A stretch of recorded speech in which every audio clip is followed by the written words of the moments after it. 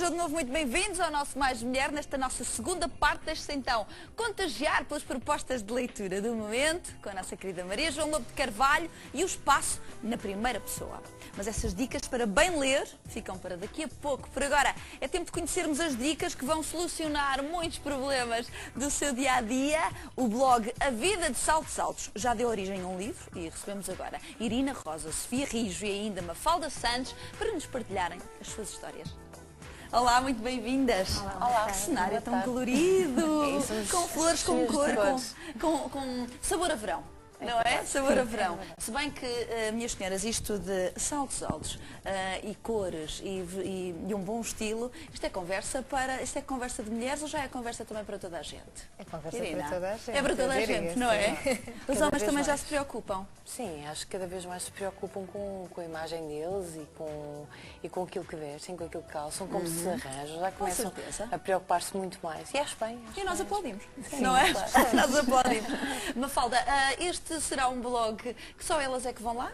Não, de maneira nenhuma. Eles também vão lá, sim. Eles vão lá muito, sim. Eles gostam muito de ver o que é que nós escrevemos e depois também de opinar e de dar a parte deles e de nos criticarem também. Claro, seja, enfim, seja de uma forma positiva ou pelo menos que seja no mínimo construtivo. Exato. Porque é para isso também que um blog serve, para colocar estas temáticas todas online e colocar também Portugal e o mundo a pensar sobre diferentes aspectos.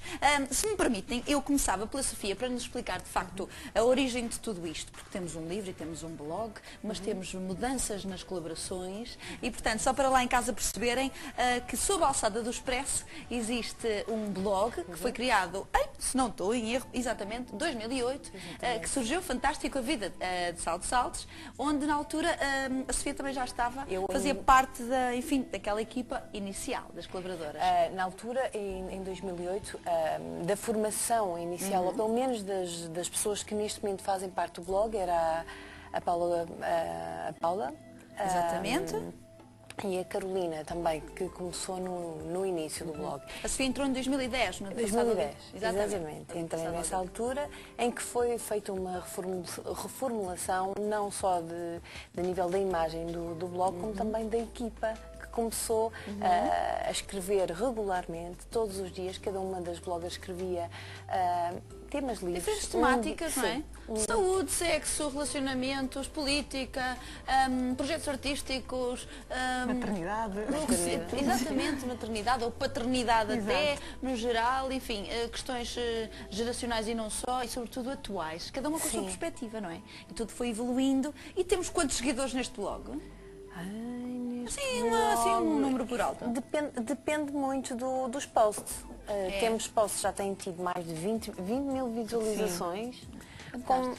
Como temos posts que têm um pouco menos, obviamente. Depois temos posts que se calhar até têm menos visualizações, mas depois têm muitos comentários, muitos comentadores. Cria-se ali um espaço de discussão entre as bloggers, porque nós também respondemos. Tem que ser. E no sentido também de fazermos entender, às vezes, alguma questão que eles e elas possam não ter entendido tão bem, ou que nós não nos tínhamos feito entender tão bem. Existem muitos aspectos aqui em tudo isto, nós já lá iremos ao livro e a todo este conteúdo, a este universo, mas parece muito importante também falar convosco de uma outra questão, que é a responsabilidade daquilo que escrevem. Escrever uma crónica diariamente, ou enfim, cada dia por semana, ter essa responsabilidade para escrever, eu sei de facto que é algo que nos sai da alma, porque é uma exposição incrível e porque de facto existe também aquela aceitação, ou não, do público que depois vai ler, e num blog até muito mais. Irina, no teu caso, tu estás dedicada, lá está, a uma perspectiva diferente, até porque tens muito do que se passa a nível internacional. Entraste este ano em janeiro. Como é que foi este convite? Pensaste, lá vou eu, para o meio dos tubarões.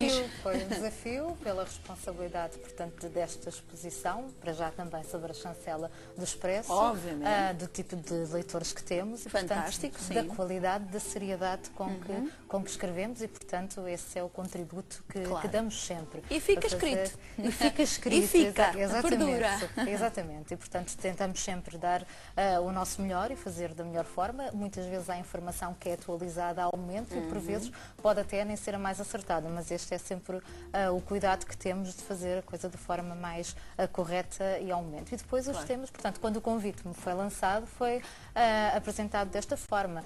É engraçada esta situação da Guerra dos Sexos, mas é muito mais do que isto. Obviamente. Portanto, o convite é lançado para mostrar como é o mundo visto por uma mulher.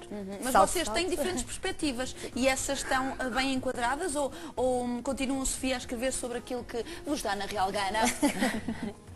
A nível daquilo que se escreve muitas vezes, e eu confesso que ou há algum tema realmente da atualidade que me toca particularmente enquanto mulher, e eu tento escrever sobre ele, dando o cunho da mulher, porque a mulher não. A vida de saltos altos é a vida de saltos altos, pois nós também usamos saltos rasos, mas temos uma perspectiva de saltos, no fundo. Uma atitude acima do chão, não é? Exatamente, o objetivo é esse.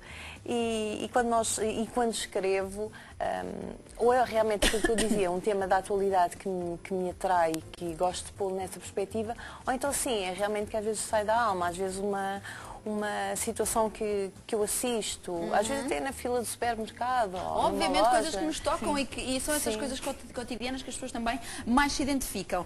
Mafalda, no teu caso entraste o ano passado, em 2012, lá surgiu o convite, mostras de facto e tentas também que este olhar feminino lá está, defende esta atitude.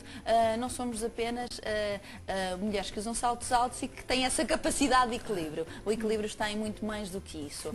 Recordas-te de algum texto que tenha, enfim, gerado assim algum zum? Sim, houve um em particular sobre depilação. Sim.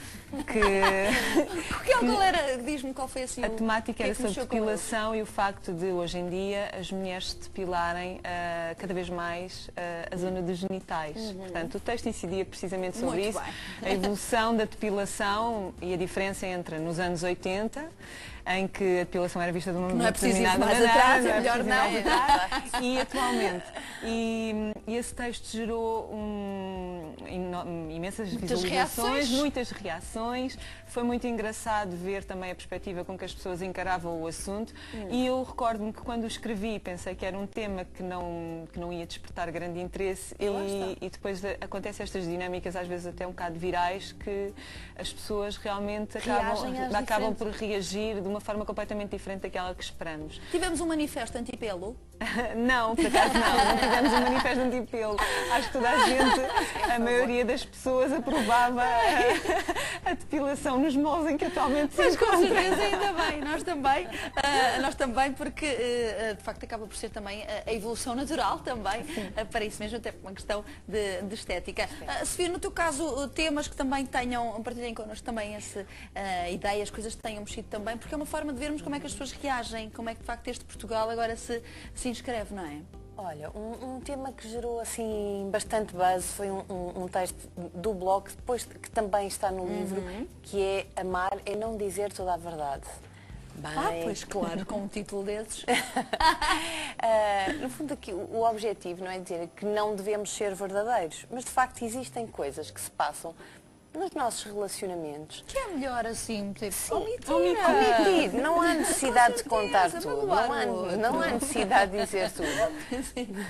Mas realmente isso gerou muito buzz, porque as pessoas realmente achavam que questionavam-se, mas será que isso depois é correto, é ético? Não, nós não estamos aqui a dizer mentiras terríveis. E temos sempre os fundamentalistas e os puristas, não é? Exatamente. Eu ao dizer amar é não dizer toda a verdade, quer dizer, eu posso ver, imaginemos, vou passar na rua, vejo um homem bonito e obviamente que como o homem passa e vê uma mulher bonita e olha, mas não vai correr telefonar para dizer, olha, já viste, e não vai olhar para ele e dizer, olha, já viste grandes abdominais e não sei o quê, mas claro, nós temos de ter visto isso.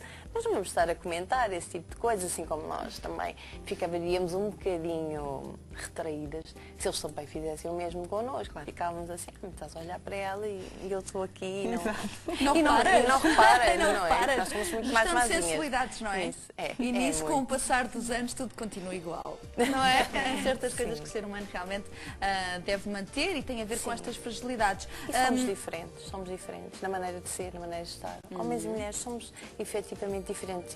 São essas diferenças que eu acho que alimentam esta... Claro, e que nos continuam a atrair homens e mulheres, obviamente, e a manterem-se também juntos, se bem que já muito diferentes em muitos aspectos, não é? Isso é curioso. De qualquer maneira, homens e mulheres criativos é aquilo que não falta. Irina, no teu caso, já falaste também sobre projetos artísticos. Acaba por depois ter uma boa reação. Também estou curiosa de saber como é que depois funciona com as pessoas. É interessante, eu recordo-me de um muito curioso, um fotógrafo que por brincadeira começou a fotografar as crianças e os seus brinquedos e portanto percorreu vários países pelo mundo e expôs esse trabalho.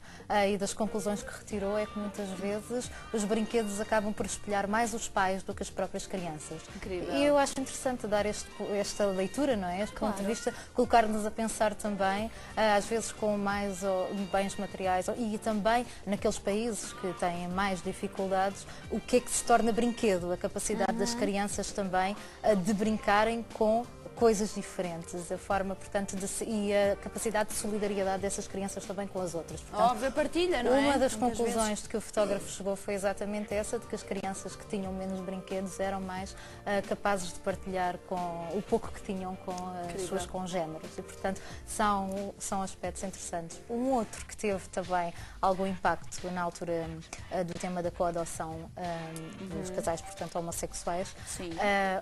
Uma ilustradora também, portanto, não teve nada a ver com isto, mas foi a ponte que eu agarrei para de alguma forma falar do tema. Uma ilustradora fez um livro onde encontrava vários exemplos na natureza das coisas que nós dizemos que não são naturais e afinal até são. E portanto foi algo que gerou também muito burburinho e aquilo que às vezes apelidamos de natural e antinatural não é tão linear, não é tanto assim, não é? Exatamente. E são de facto temas, todos estes que nós falamos em diferentes aspectos, obviamente, das nossas vidas, são temas atuais e que mexem efetivamente com as pessoas e isso então está mesmo na ordem do dia com a decisão, enfim, de lei que está para ser tomada, esperemos nós que tudo corra muito bem.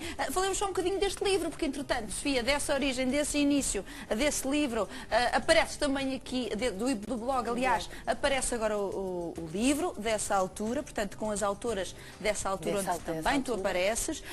As outras colaboradoras fabulosas seguiram o seu caminho com outras coisas.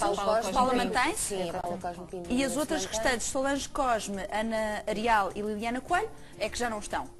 Já não estão ligadas ao blog neste momento. Já Claramente, também acaba por ser importante termos sempre uma reposição, mudança de ideias, perspectivas, conhecermos outros rostos fabulosos femininos, que têm também as suas outras ideias. Mas é muito interessante realmente este livro, aproveito só aqui por curiosidade também, Sofia, tens aqui, de facto, falas de variados temas, cá estás tu, black and white, aqui na tua fotografia. Ainda de franjinha. Ainda de franjinha, ficava-te bem também. Tens este título, por exemplo, que abri aqui, 40 anos para uma geração de Rubi. Falas também destas questões geracionais, de como os 40 agora naturalmente são diferentes, se calhar, de outras alturas, como também as mulheres devem olhar para isso, não é? Sim, mas nesse caso em particular eu falava da questão do casamento, de como o casamento, no caso dos meus pais, que já fizeram 40 anos de casados, é realmente um tipo de relacionamento que nós, olhando agora para a nossa sociedade, cada vez é mais difícil de encontrar. Eu falava quase dos livros, não é?